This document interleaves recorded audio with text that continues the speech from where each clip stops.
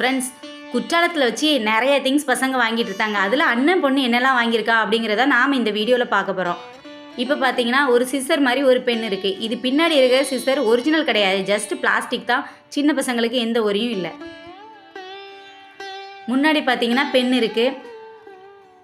அடுத்ததாக நம்ம சின்ன வயசில் நிறைய பார்த்துருக்கோம். இந்த மாதிரி கலர் கலராக இருக்கும். முன்னாடி உள்ள டிப்பு தீர்ந்துருச்சுன்னா மாற்றி மாற்றி போட்டுக்கலாம். பென்சில் தான். அடுத்தது பார்த்திங்கன்னா லிப்ஸ்டிக் மாதிரியே இருக்குது, பட் இதுவுமே ஒரு பென் தான்.